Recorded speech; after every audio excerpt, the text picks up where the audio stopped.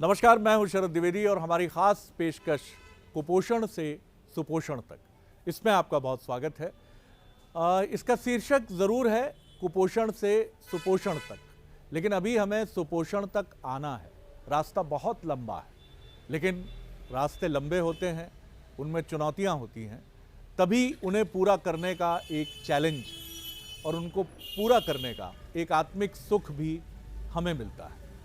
मध्य प्रदेश की गिनती उन राज्यों में होती है जहां कुपोषण से लड़ाई बड़ी तेज़ी से जारी है और कई बार हम कुछ मुस्कुराने की वजह भी ढूंढ पाते हैं और कई बार मायूसी से हमारे कंधे भी कुछ लटक से जाते हैं कि बहुत कोशिश कर रहे हैं लेकिन जैसी कामयाबी चाहिए वो कामयाबी नहीं मिली है। मध्य प्रदेश के फिगर्स हम देख रहे थे तो करीब करीब 11 लाख बच्चे ऐसे हैं जिन्हें कम वज़न या अति कम वज़न या हम कुपोषण के दायरे में कह सकते हैं।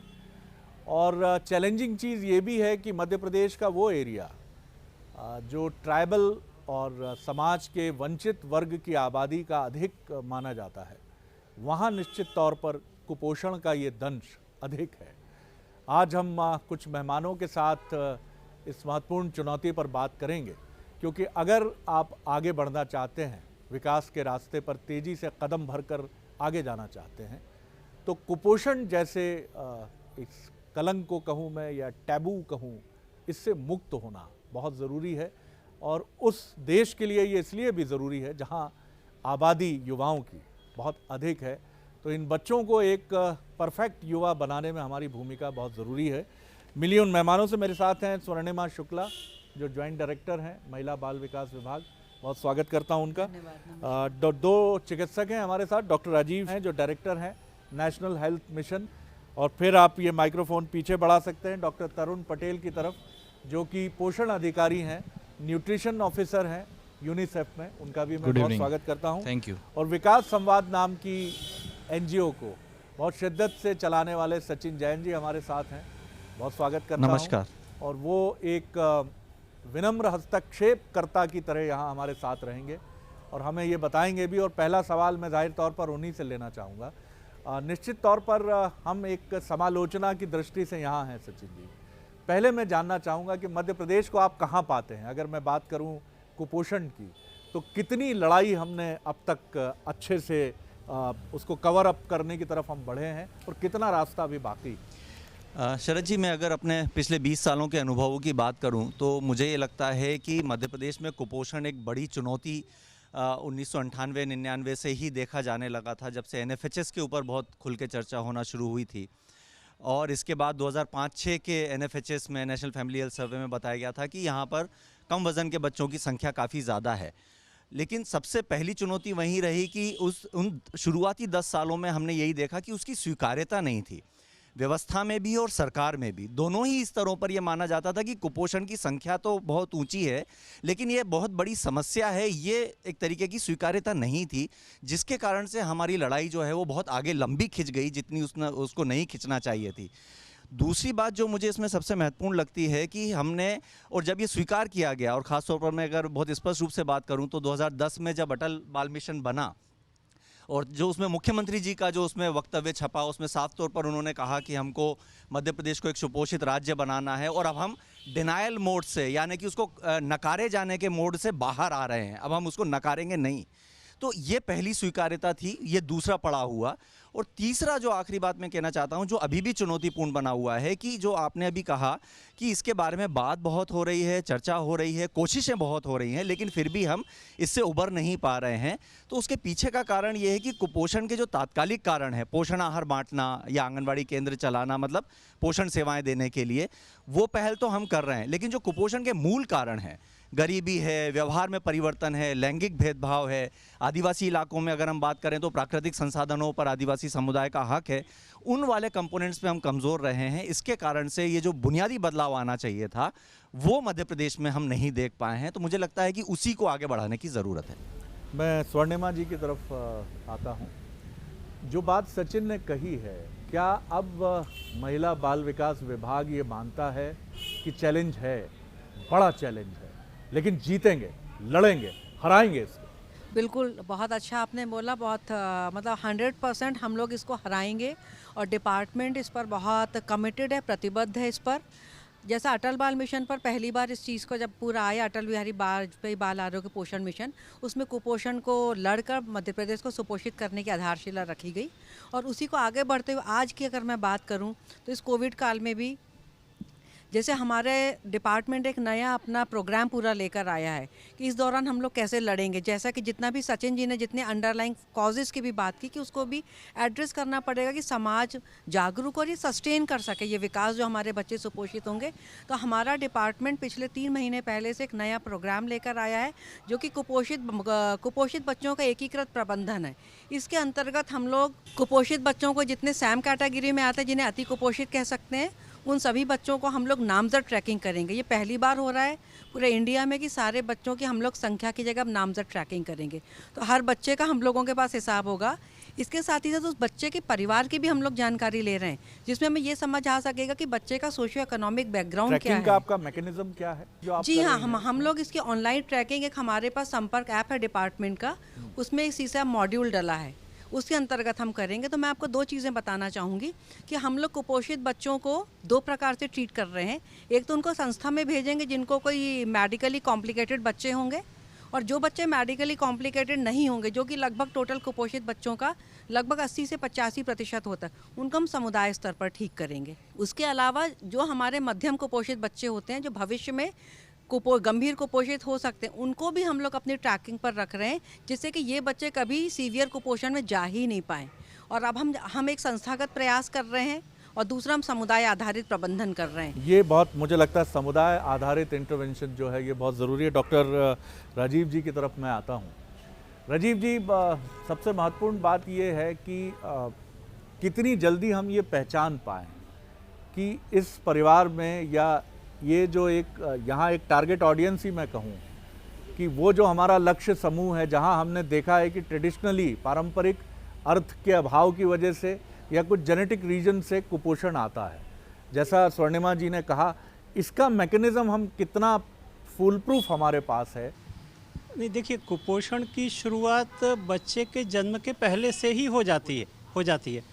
तो अगर हमको कुपोषण को दूर करना है बच्चे में, तो ध्यान देना होगा माता पर। जब वो गर्भवती होती है उस समय से ही अगर हम उसके पोषण आहार पर ध्यान दें और माता स्वयं स्वस्थ रहकर एक स्वस्थ बच्चे को जन्म दें। आज हमारे पास एक बड़ा प्रतिशत है ऐसे बच्चों का जन्म के समय जिनका कम वजन होता है। तो बच्चे अगर कम वजन के बच्चे जन्मेंगे तो कुपोषित रहने के चांसेस उसमें ज़्यादा होंगे।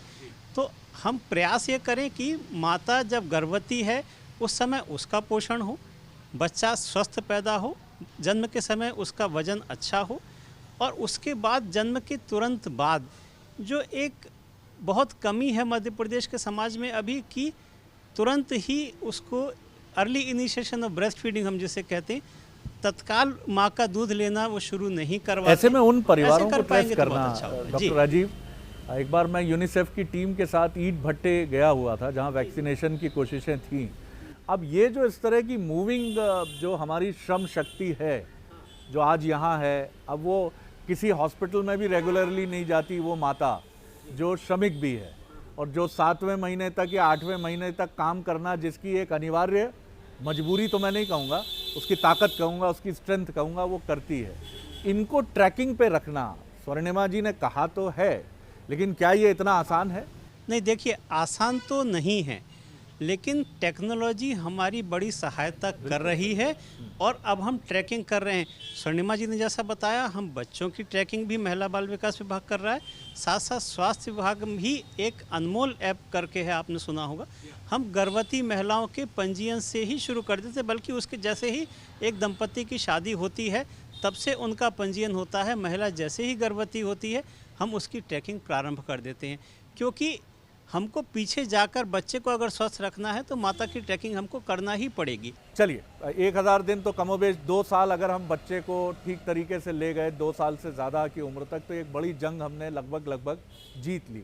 लेकिन शुरुआती स्तर पर जो लड़ाई हमारी है कि माँ ही कुपोषित है और माँ से, जैसा डॉक्टर राजीव ने कहा, कि वो कुपोषण बच्चे में गर्भ में ही उसके भीतर जा रहा है, इस जंग को अगर हमें कहीं अगर ये कड़ी हम कोई ढूंढ पाते हैं कि हम माँ को सुपोषित करें, और ये आसान नहीं है, आर्थिक चुनौतियाँ हैं, लगातार और कई चैलेंजेस हैं, इसे आप किस तरह देखते हैं? बिल्कुल एकदम आपने सही बात की। जो पहले 1000 दिवस है जिसको हम लेते हैं कि first 9 months of pregnancy 270 days plus next 2 years of life of the child mean 365 plus 360, ये बहुत ज़रूरी है। और इसकी आधारशिला बिल्कुल जब माँ गर्भवती होती है, कोई भी महिला गर्भवती होती है, तभी उसकी आधारशिला रखी जाती है। अब इसको यदि प्रिवेंशन की बात हम करें तो सबसे इम्पॉर्टेंट ये हमें देखना होगा कि जितने भी माल न्यूट्रिशन एडोलेसेंट गर्ल्स में है, वहाँ से हमको शुरुआत करना होगा। वो हमें एज अ स्टार्टिंग पॉइंट लेना होगा कि जहाँ पर हम ये विशियस साइकिल को तोड़ सके। ये बहुत अच्छा पॉइंट मुझे लगता है कि संभावित धात्री माताएं जो हैं, जो भविष्य की माताएं हो सकती हैं विवाह के बाद, ऐसी माताओं की पहचान करना बहुत ज़रूरी है जो किशोरी हैं, और उनको हम पहचानें। जी। तो जैसे कि सरकार के तरफ से एक एनीमिया मुक्त भारत, जो कि सबसे बड़ा माल न्यूट्रिशन का टाइप है, जिसमें हीमोग्लोबिन में आयरन की कमी होती है, उसके लिए एक बड़ा प्रोग्राम चल रहा है जिसमें एडोलेसेंट गर्ल्स को आयरन के टैबलेट्स दी जाती है खाने के लिए। तो ये एक बड़ा प्रयास है कि जिससे हम वो विशियस साइकिल को तोड़ सके, और ये एक स्टार्टिंग पॉइंट है जहां हम एडोलेसेंट गर्ल्स को यदि हम माल न्यूट्रिशन से प्रिवेंट कर पाए तो वही चल के आगे फ्यूचर मदर्स होंगी, और उससे आगे के जो माल न्यूट्रिशन जैसे कि लो बर्थ वेट, उसको हम तोड़ पाएंगे। ये आपने मैं सचिन जी की तरफ आना चाहूँगा। सचिन जी, मैं विनम्रता से लेकिन ईमानदारी से मीडिया को भी शामिल करना चाहूँगा कि कुपोषण कभी उसकी हेडलाइंस नहीं होता। आज हम इस पर बात कर रहे हैं और ये एक अच्छी कोशिश ही है, लेकिन इस तरह की जो पॉजिटिव स्टोरीज़ हैं, जैसे आज हम कोरोना वॉरियर्स की बात करते हैं, कुपोषण वॉरियर्स जैसी चीज़ें हम क्यों आगे नहीं बढ़ाते? वो जी देखिए शरद जी, ये बात बहुत साबित है कि जब हम कोरोना वॉरियर्स की बात कर रहे हैं तो उसके पीछे एक बड़ा कारण ये है कि समाज भी और सरकार भी और मीडिया तीनों ही कोरोना का एक बड़ा मुद्दा मानते हैं। कुपोषण को उतना बड़ा मुद्दा नहीं माना गया, और सबसे इसकी पहली शुरुआत हमारे परिवारों से ही होती है। ये बात हमको मानना पड़ेगी। एक बच्चे को अगर डायरिया या बुखार होता है तो आप उसको मेज़र कर सकते हैं। अगर डायरिया होगा तो पता चलेगा दस्त लग रहा है, बच्चा बीमार है, या बुखार हुआ है तो पता चलेगा, आप माप सकते हैं कि ये बच्चे को बुखार है। कुपोषण परिवार में मापा नहीं जाता है, तो उसको ये माना जाता है कि अच्छा बच्चा कमज़ोर है, अच्छा खाएगा ठीक हो जाएगा, तो वो एक सोच समाज में रहती है। तो उतना बड़ा मुद्दा उसको इन तीनों ही स्तरों पर नहीं माना गया, और उसके कारण से इससे जूझने वाले जो भी हमारे वॉरियर्स हैं, चाहे वो आंगनवाड़ी कार्यकर्ता हों, चाहे वो एएनएम हो, चाहे वो सामाजिक कार्यकर्ता हों, उनकी पहचान एक तरीके से कभी स्थापित नहीं हो पाई। ये पहली बात है। दूसरी बात यह है कि कहीं ना कहीं जब हम कुपोषण को स्थापित करने की बात करते हैं, और मैं दूसरा अगर इसका पक्ष रखूं तो उसके पीछे एक तरीके का उपेक्षापूर्ण रवैया रहा है, क्योंकि जब आप कुपोषण कहते हैं तो इसका जो प्रचलित भाषा में जो मायना निकलता है वो ये होता है कि जितना ज़्यादा कुपोषण है उतनी ज़्यादा भुखमरी है। तो इसको स्वीकार करना व्यवस्था के लिए भी एक बहुत बड़ा हृदय, बहुत ताकत चाहिए, उसको बहुत अंदर से मजबूत इरादे चाहिए ये स्वीकार करने के लिए कि हमारे यहाँ पर 50% या 40% बच्चे कुपोषित हैं। वो मजबूती, वो उतनी प्रतिबद्धता हमारे सिस्टम में नहीं रही, तो इसी के कारण से जो है वो स्वीकार्यता नहीं मिल पाई, और हमारी इसीलिए ना आंगनवाड़ी की स्वीकार्यता बन पाई, ना आंगनवाड़ी कार्यकर्ता की स्वीकार्यता बन पाई। ये सबसे बड़ी चुनौती मैं एक रूप में देखता हूँ। डॉक्टर पटेल, सबसे बड़ी चीज़ ये भी है कि हम ये भी चीज़ समझें कि हम आगे बढ़ रहे हैं अगर इस तरफ, तो जिसको हम समझाने की कोशिश कर रहे हैं, जिस परिवार को, कि उसके भीतर से ये कुपोषण दूर हो, तो वो बहुत तरीके से वो चीज़ें हम कन्वे कर पाएँ, वहाँ तक हम उसको समझा पाएँ।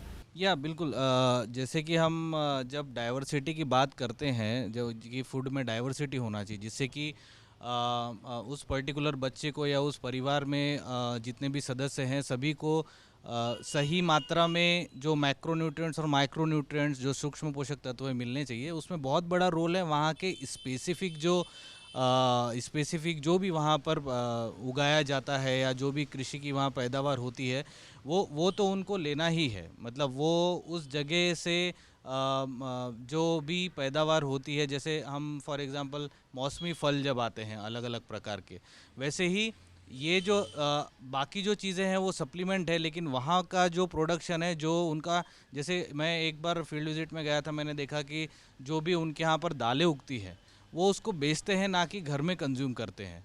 तो ये एक ज़रूर इशू है जिसका सॉल्यूशन निकालने का ज़रूरत है कि जो भी वहाँ पर लोकल प्रोडक्शन हो रहा है वो बाहर तो बेचें ही, लेकिन साथ में उनको उसका होम कंजम्पशन भी बहुत ज़रूरी है, और वही है जो सस्टेनेबल सॉल्यूशन है आगे के लिए। ये बहुत अच्छी बात है। डॉक्टर राजीव, आप चूँकि एक गवर्नमेंट मशीनरी से जुड़े हैं और इम्पोर्टेंट मशीनरी से जुड़े हैं, मैं एक बार मुरैना में था, जो कलेक्टर थे वहाँ के, उन्होंने मुझे बताया, जो अभी सीनियर IAS हैं मध्य प्रदेश के, नाम लेने में भी संकोच नहीं है, आकाश त्रिपाठी, उन्होंने कहा कि मुरैना कलेक्टर के तौर पर मैंने धर्मगुरुओं को पहली बार कुपोषण और गर्भ में बालिका भ्रूण हत्या के खिलाफ मैंने कहा कि आप जब भी आए मुरैना आप बोलिए, क्योंकि धर्म इस देश में एक बड़ा गाइडिंग फोर्स है। और उन धर्मगुरुओं ने बोलना शुरू किया कि भ्रूण हत्या से बड़ा पाप कोई नहीं है, और एक स्वस्थ बच्चे को जन्म देना ये ईश्वर से जुड़ने के लिए एक महत्वपूर्ण कड़ी है। उसका बड़ा अच्छा असर हुआ। टूल्स भी हमारे कुछ पारंपरिक हों और गैर पारंपरिक भी हों, इस पर भी हमारी एक रणनीति होनी चाहिए। क्या सोचते हैं? नहीं, बिल्कुल आपने सही कहा। जब तक अगर हमको समुदाय को एक बड़े स्तर पर ये प्रयास करना है कि समुदाय की ओपिनियन बदलेगी, तो आवश्यक होगा कि हम ओपिनियन लीडर्स को इन्वॉल्व करें। तो धर्मगुरु हमारे ओपिनियन लीडर्स हैं, उनके अलावा और भी हैं, और लगातार महिला बाल विकास विभाग कहें या स्वास्थ्य विभाग, हम जब समुदाय स्तर पर बात करते हैं तो हमारा प्रयास होता है कि उस समुदाय में जो भी ओपिनियन लीडर है उसको हम इन्वॉल्व करें। उन महिलाओं के बीच में से ही अगर कोई ओपिनियन लीडर हो तो हम उसको इन्वॉल्व करें, या कोई बाहर से आकर जिसकी बात वो समझें उसको माने तो करें। और इसी का नतीजा है कि आज हम समुदाय आधारित प्रबंधन की बात कर पा रहे हैं, जो कि कुछ वर्षों पहले हम सोच भी नहीं पा रहे थे कि हम समुदाय में भी कुपोषण का प्रबंधन कर पाएंगे। आज वो हो रहा है, तो इसी कारण से ये काफ़ी इंपॉर्टेंट। सचिन जी, एक चीज़ और है, जो वल्नरेबिलिटी की अगर मैं बात करूं, कुपोषण जिनमें होता है, अब ये ठीक है, एक आर्थिक असमानता का भी तथाकथित रूप से प्रतीक है कि ये शहर की पॉश कॉलोनी की समस्या नहीं है, या उन मत निर्माताओं की समस्या नहीं है, उनके परिवारों की, जो व्यवस्था में बड़ा अहम रोल प्ले करते हैं, बड़े ऑफिसर्स, बड़े पॉलिटिशियंस, बड़े पत्रकार। तो वल्नरेबिलिटी बहुत ज़रूरी है उस व्यक्ति के प्रति जिसका नाम छन्नू लाल है, जिसका नाम, माता का नाम सावित्री बाई है, और वो हॉस्पिटल आ रही है या महिला बाल विकास या सिस्टम के पास आ रही है। आपको क्या लगता है इसमें कितना परिवर्तन हम कर पाएँ? जो सबसे बड़ा महत्वपूर्ण पहलू है वो ये है कि सबसे जो बदलावकारी पहल हो सकती है वो यही हो सकती है कि जिस वंचित तबके को हम बेहतर करने की कोशिश कर रहे हैं उसकी निर्भरता पूरी तरीके से राजकीय कार्यक्रमों के ऊपर है। जब तक हम उसको शासकीय स्वास्थ्य सेवाएं, शासकीय पोषण, शासकीय जो हमारी जो क्रेश की हम बात करते हैं, झूलाघर की बात करते हैं, बाल विकास केंद्रों की बात करते हैं, वो लोग जो हैं वो प्राइवेट या अपने खर्चे पर वो सेवाएं हासिल नहीं कर सकते हैं, वो महंगी स्वास्थ्य सेवाएं हासिल नहीं कर सकते हैं। उनकी पूरी निर्भरता जो है वो शासकीय नीति के ऊपर है, जो शासकीय कार्यक्रम है उनके ऊपर है। इसलिए बहुत ज़रूरी है कि जो वल्नरेबिलिटी है उसको अगर हमको एड्रेस करना है, उसको अगर हमको कुपोषण के कारणों के रूप में ख़त्म करना है, तो बहुत ज़रूरी है कि हमको अपने जो सरकारी कार्यक्रम हैं उनको समावेशी बनाना पड़ेगा, उनको इंक्लूसिव बनाना पड़ेगा, और इसके लिए हमको शायद उन्हीं के स्तर पर जा कर के उनकी भाषा में और उनकी जो परिस्थितियां हैं उसमें समस्या का विश्लेषण करना बहुत ज़रूरी होगा। क्योंकि कुपोषण के कारण हर परिवार में अलग हो सकते हैं। हम ये नहीं कह सकते कि सारे परिवारों में जो कुपोषित बच्चे हैं वो सभी में एक ही कारण होगा। इसलिए बहुत ज़रूरी है कि वो विश्लेषण करने की प्रक्रिया, तभी हम काउंसलिंग की जो सर्विसेज हैं उसको मजबूत कर पाएंगे, तभी सेवाओं में गुणवत्ता है उसको मजबूत कर पाएंगे। तो इसलिए बहुत ज़रूरी है कि उनके लिए हमको बहुत ख़ास तौर पर ध्यान रखना पड़ेगा कि ये जो सेवाएं हैं गुणवत्तापूर्ण हो, सम्मानजनक हों, इंक्लूसिव हों, और जिसमें उनका विश्वास हो, उनको रुचि आए कि हाँ हम वहाँ पर जाएंगे तो हमारे लिए एक संरक्षण स्वर्णिमा जी, मिलेगा। मैं आपकी तरफ आता हूँ। ये बहुत अच्छा पॉइंट है कि ये सर्विसेज जो हैं इंक्लूसिव हों, क्योंकि ये काम जो है, जैसे चिकित्सा है, डॉक्टर साहब जुड़े हैं, डॉक्टर पटेल जुड़े हैं, हम भी जुड़े हैं जर्नलिस्ट, हम ना नहीं कह सकते रात 3 बजे, ये ना पेशेंट को ना बोल सकते, ना हम खबर को ना बोल सकते हैं। 10 से 5 हम नहीं जा सकते कि नहीं अब 3 बजे ये खबर आई है कि ट्रक गिर पड़ा खाई में, तो हमें लेना देना नहीं है, मेरी नींद महत्वपूर्ण है। एक ओरिएंटेशन, एक वल्नरेबिलिटी, ये बहुत ज़रूरी है। और इंक्लूसिव अप्रोच, एक समावेशी दृष्टिकोण, क्या महिला बाल विकास विभाग इस दिशा में भी बहुत गंभीरता से काम करके आगे बढ़ रहा है? जी हाँ, मैंने अपने पहले इसमें बोला था, हमारा जो डिपार्टमेंट है, हमने अभी जो मैंने बताया कन्वर्जेंट एक्शन प्लान बनाए विलेज लेवल पर, ब्लॉक लेवल पर, जिले और स्टेट लेवल पर। इसमें पूरा इंक्लूसिव एटीट्यूड और इसमें पूरा सभी चीज़ों को समावेशित करते हुए सारे अंडरलाइंग कॉजेज़ को एड्रेस करने का हम लोगों ने उसमें प्रयास किया है, उसमें सफल भी होने की संभावना है। साथ ही साथ मैं ये भी बताना चाहूँगी कि इसके साथ ही साथ हम लोग समुदाय को भी अवेयर करने के लिए एक पोषण सरकार की अवधारणा है कि उस गांव में जो लोकल गवर्नमेंट होती है वो भी किस प्रकार न्यूट्रिशन के लिए अकाउंटेबल हो सके, अपनी रिस्पॉन्सिबिलिटी को समझ सके और अपना सहयोग दे सके मॉनिटरिंग पार्ट में भी, जिससे कि उसके गाँव में सभी सर्विसेज बेहतर ढंग से मिल सके। हम लोग हमेशा सर्विस देने की बात करते हैं, लेकिन जब तक लोकल सेल्फ गवर्नमेंट या जो गांव के समुदाय के लोग हैं, विभिन्न प्रकार की समितियां हैं, ये लोग जब तक शामिल होकर उसको स्वीकार नहीं करेंगे और एक प्रकार से लोकल एक सोशल प्रेशर ग्रुप नहीं बनेगा, तो हम लोगों ने वो भी प्रयास किया है पोषण सरकार की अवधारणा में, जिससे कि गांव वाले भी स्वयं अपने गांव को सुपोषित रखने के लिए उनकी भी जवाबदेही हो सके, वो उसमें एक पार्ट बन सके। डॉक्टर पटेल, जो आपके जैसी इंटरनेशनल ऑर्गेनाइजेशंस हैं, आप उनका कोऑर्डिनेशन स्टेट गवर्नमेंट्स के साथ किस तरह से देखते हैं? माफ़ कीजिएगा, मेरा सवाल शायद थोड़ा संवेदनशील है, लेकिन ये क्या आपको लगता है कि और ज़्यादा इसमें सहयोग के रास्ते खुलने चाहिए, रिसर्च और जानकारियों का आदान प्रदान और अधिक ईमानदारी से होना चाहिए? ईमानदारी है, मैं नहीं कह रहा ईमानदारी नहीं है, और अधिक ईमानदारी होनी चाहिए। आपका महत्व महिला बाल विकास विभाग के लिए महत्वपूर्ण होना चाहिए और महिला बाल विकास विभाग के लिए आप महत्वपूर्ण होने चाहिए। इस सवाल का यदि मैं उत्तर देना चाहूँ तो